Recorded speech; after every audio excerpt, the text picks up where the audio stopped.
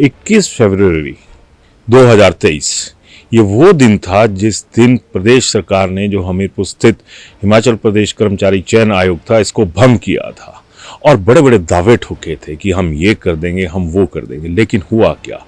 आज अगर मैं सामान्य भाषा में कहूँ तो आज द्विवार्षिक श्राद्ध जो है वो आज इस संस्थान का है।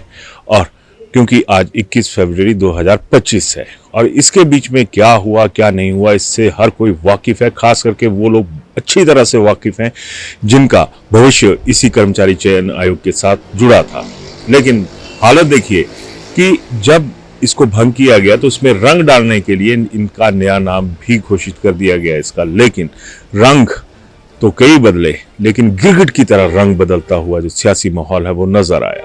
खैर, मुद्दे की बात पर आऊंगा और मुद्दे की बात यह है कि आज की डेट में जो बेरोजगार है वो कहां पे स्टैंड कर रहा है। और रोजगार की बात जब कांग्रेस और बीजेपी में आती है, सियासत के रोजगार की, तो बहुत सारी चीजें जो है वो निकलकर सामने आती हैं। अभिवादन स्वीकार करें, मैं उदय पठानिया। सबसे पहले जो कांग्रेस की प्रदेश अध्यक्ष और प्रदेश कांग्रेस की कद्दावर नेत्री है प्रतिभा सिंह, जरा उनका बयान सुनिए और इस बयान को बड़े ध्यान से सुनना क्योंकि आगे की खबर जो है वो इसी बयान में दर्ज बातों के साथ चलेगी। मैंने तो डे 1 से, जब हमारी सरकार बनी, डे 1 से मैंने इस मुद्दे को बार बार उठाया है।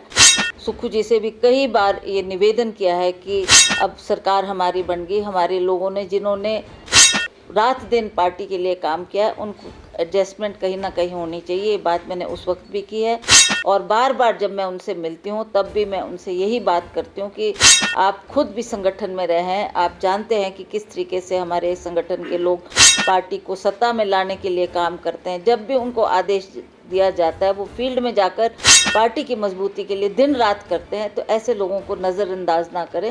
तो आपने सुन लिया रानी साहिबा का दर्द और कह क्या रही हैं। अब मैं उस पर चलता हूं और इस दर्द को मैं जोड़ूंगा बेरोजगारों के दर्द के साथ। मैंने आपसे गुजारिश की थी कि इस बयान को जरा ध्यान से सुनिएगा। ये सियासत की बात है, लेकिन अब मैं इसी सियासत की बात को समाज की जरूरत वाली बात जो है उसके साथ जोड़ना चाहूंगा। और सबसे बड़ा सवाल ये है कि यहाँ पर प्रतिभा सिंह आपको ये भी बोलती हुई सुनाई दी होंगी कि वह ये कह रही हैं कि मैंने मुख्यमंत्री सुखविंदर सिंह सुक्खू से कई मरतबा बात की। और बात किसकी की? संगठन की। जाहिर सी बात है, संगठन की प्रदेशाध्यक्ष हैं तो संगठन की ही बात करेंगे। लेकिन सवाल ये उठता है कि समाज की बात कौन करेगा? प्रतिभा सिंह ने साफ कहा कि मैं बारंबार मुख्यमंत्री सुखविंदर सिंह सुक्खू से ये बात कर चुकी हूं, लेकिन नतीजा कुछ नहीं निकल रहा। रानी साहिबा, नतीजा तो आपके बेरोजगारों का भी नहीं निकल रहा है, क्योंकि उनके जो नतीजे घोषित हुए थे उसमें भी कोई ना कोई झोल, अगर मैं कहूं तो पड़ जाता है, या फिर जो और परिणाम होने हैं उनके ऊपर ब्रेक लग जाती है, या फिर परीक्षा ही नहीं हो रही। इनका कौन सुनेगा, कौन देखेगा? आपको अपने कार्यकर्ताओं का दर्द नजर आ जाता है, लेकिन आम आदमी का दर्द, उस समाज का दर्द आपको भी नजर नहीं आता जिस समाज के दम पर आपकी सरकार बनी, कांग्रेस की सरकार बनी। उनको भी कहीं ना कहीं रिवॉर्ड मिलना चाहिए, उनको भी उनका जो उन्होंने काम किया है उसका फल उनको अवश्य देने की कृपा करें। और हम भी चाहेंगे कि जिनकी एडजस्टमेंट्स सरकार में नहीं हो पाई है, कुछ अभी करेगी सरकार, और उसके साथ साथ हम संगठन में भी उनको अहम ओहदे पर रखेंगे ताकि वो उसी मजबूती के साथ और उसी लक्ष्य के साथ काम करें। यहाँ पर प्रतिभा सिंह ने यह भी कहा कि जो जिन्होंने सरकार बनाने के लिए काम किया उन्हें अहम ओहदों पर बिठाया जाए सरकार के भीतर। लेकिन क्या ओहदेदारों ने ही ये तमाम काम किए? ओहदेदारों को उस ओहदे तक पहुंचाने के लिए जिस सीढ़ी का इस्तेमाल आप करने की बात कह रही हैं कि यहाँ पर उनको जिम्मेदारी दी जाए ताकि 2027 के चुनाव में वो टकरा सके बीजेपी के साथ, तो सवाल तो ये भी उठता है कि इन्हें इतनी ताकत दी किसने थी? ओहदेदारों में इतनी ताकत नहीं हो सकती, क्योंकि वोटर की ताकत जो है जब वो चलती है तो ये ताकतवर या फिर कमजोर साबित होते हैं। तो क्या सरकारी ओहदे जो नौकरी के रूप में बेरोजगार चाह रहे हैं, क्या वो ओहदे जरूरी नहीं है? क्या सरकार में वाइस चेयरमैन, चेयरमैन के पद जरूरी हैं? क्या क्लरिकल स्टाफ की जरूरतें नहीं है? क्या पीएन की जरूरतें नहीं है? या फिर द्वितीय श्रेणी, तृतीय श्रेणी के जो पद होते हैं उनकी जरूरत नहीं है? तो जरूरत है आप लोगों को, सियासत से जुड़े लोगों को अपनी ही क्यों नजर आती है? आपको अपनी सियासत चलानी है, जनता के सिर पे चलाते हैं और जनता के सिर पर ही नाच करते हुए तमाम नेता जो हैं वो नजर आते हैं। जो ये चुनाव आएगा, पंचायती राज का चुनाव होने जा रहे हैं, उसमें चाहे वो हमारी जिला परिषद है, प्रधान लोग बनने हैं, बीडीसी बननी है, उसके लिए भी हमें आज से ही काम करना शुरू करेंगे और हम इसमें चाहते हैं कि अच्छा रिजल्ट आए और कांग्रेस को और ज़्यादा मजबूती मिले ताकि आने वाले जो चुनाव होंगे 27 में उसकी हम डट कर मुकाबला कर सकें। अभी पंचायती चुनाव जो हैं वो भी सिर पर आ रहे हैं। प्रतिभा सिंह को इस बात का भी आभास है कि अभी अगर बीजेपी के साथ चुनाव में उतरना होगा, आमने सामने होंगे तो हमें संगठन में एक बदलाव करना होगा, संगठन में अहम जिम्मेदारियां देनी होंगी। लेकिन सवाल तो यह भी है प्रतिभा सिंह जी कि जरूरत तो उन लोगों को भी है जिन्होंने एक बार फिर से वोट करना है। उनका तो कहीं जिक्र फिक्र करती हुई आप नजर नहीं आ रही इस मसले पे।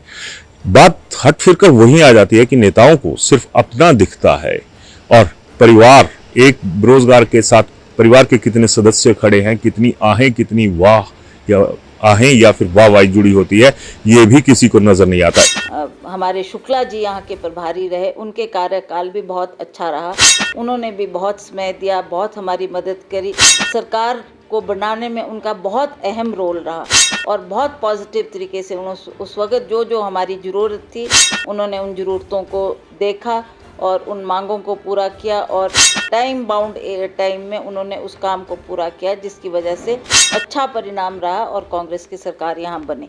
इसी बयान में प्रतिभा सिंह प्रदेश कांग्रेस के पूर्व प्रभारी राजीव शुक्ला का भी जिक्र करिए। उन्होंने बहुत मेहनत की, उनके उसमें हम सत्ता में आए। तो सवाल तो ये भी उठता है कि राजीव शुक्ला ने उस दौरान क्या क्या वादे किए थे, और उसके साथ प्रतिभा सिंह जी ये भी सवाल उठता है कि प्रियंका गांधी क्या क्या वादे यहाँ पर करके गई थी।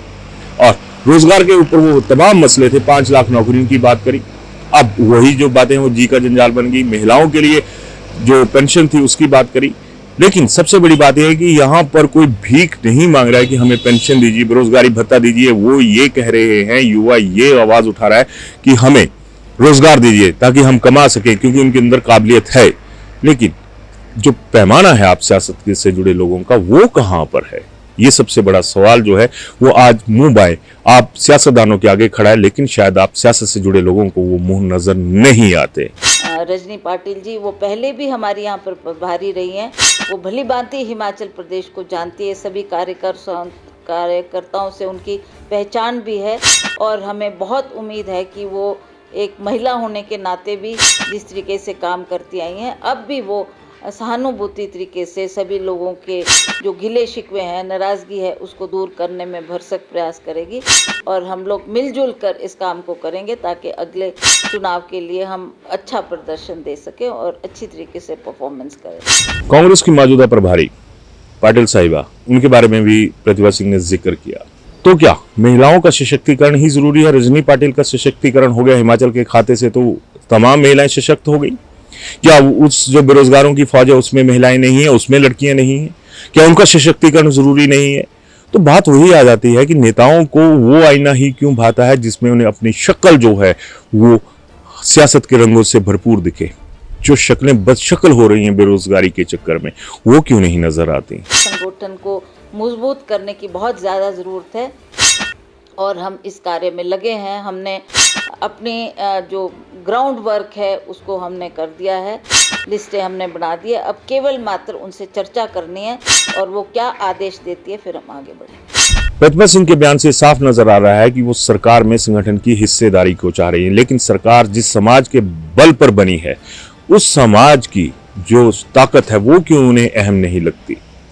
तमाम नेताओं से यही सवाल है कि जब ये सारी चीजें हो जाती हैं तो आपको दर्द उठने शुरू हो जाता है। सबसे बड़ा सवाल तो यही है कि अभी आपकी जो संगठन है कांग्रेस का, उसको बिन पैंदे का लोटा बने हुए लगभग 100 दिन से ऊपर हो चुके हैं और वो दर्द आपको नजर आ गया। लेकिन जो 2 सालों से बेरोजगार भटक रहे हैं उनका दर्द कहीं नजर नहीं आ रहा। इसी तरीके से मैं भाजपा की बात करूं तो भाजपा में भी ये, अगर स्यापा शब्द इस्तेमाल करूं तो गलत नहीं होगा, ये स्यापा पड़ा हुआ है कि हमारा अगला प्रदेशाध्यक्ष कौन होगा। कांग्रेस में भी यही आने वाले दिनों में यही हालात बनने वाले हैं कि हमारा अगला प्रदेशाध्यक्ष कौन होगा, लेकिन आम आदमी का कौन होगा, ये सबसे बड़ा सवाल है। और इन सवालों से मुंह फेरना नेताओं की आज की डेट में आदत बन चुकी है। तमाम जितने भी वादे इरादे आप लोग दिखाते हैं वैसे होते नहीं हैं।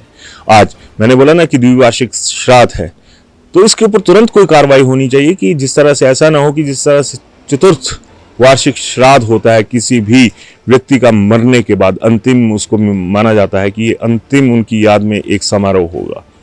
तो कायदे से देखा जाए तो उसके लिए भी बकाया 4 साल, अब बकाया जो 4 सालों में से 2 साल ही बचे हैं। तो अरमानों के श्राद्ध कब तक यूथ देखेगा, कब तक यूथ सड़कों पर चीखेगा, चिल्लाएगा। तो बात वही जचती है इस माहौल में, जिस माहौल में आपको ये कहने की ज़रूरत हो, क्योंकि अगर ये कहा जाता है कि संगठन से सरकार होती है, तो ये भी याद रखना चाहिए कि समाज से ही संगठन होता है। अगर समाज साथ में नहीं होगा तो फिर संगठन भी किसने देखा और सरकार भी किसने देखी। बहुत सारे मुद्दे ऐसे हैं जिसमें नेताओं को अपना दर्द दिखाई देता है। इस मुद्दे पर अपनी राय जरूर दीजिएगा कि दर्द हमारा अलग है, आम आदमी का अलग है, या फिर इन नेताओं का अलग है। धन्यवाद जी। नमस्कार, मेरा नाम बॉबी शर्मा है और मैं सिरमौर से बिलोंग करता हूँ, सिरमौर फारिपुरदार। और मैंने जब भूषण ज्वेलर का लकी ड्रॉ होना था उससे एक दिन पहले ही अपने वाइफ के लिए एक चेन ली थी और मुझे उसमें 9 कूपन मिले थे। उस पर रहा कि मेरी एक गाड़ी निकली हुई है, तो मैं इसके लिए भूषण ज्वेलर का बहुत बहुत शुक्रगुजार हूँ कि उन्होंने मुझे 9 कूपन दिए और 9 कूपन में उसमें एक लकी पर्सन में निकला। भूषण ज्वेलर का देखा जाए तो यहाँ पे मैं करीब 4-5 सालों से विजिट कर रहा हूँ। मेरे जो कस्टमर है, मैं भी फील्ड में काम करता हूँ, उन लोगों को भी मैं बताता हूँ कि जो भी गोल्ड परचेज करना है तो भूषण ज्वेलर में आए। इनका मेकिंग चार्जेस और सारा कुछ गोल्ड, प्योर गोल्ड मिलता है। तो मैं लोगों को भी यही अपील करना चाहता हूँ कि आप ज़्यादा से ज़्यादा भूषण ज्वेलर की विजिट करें और इसका फ़ायदा उठाएं। Thank you so much.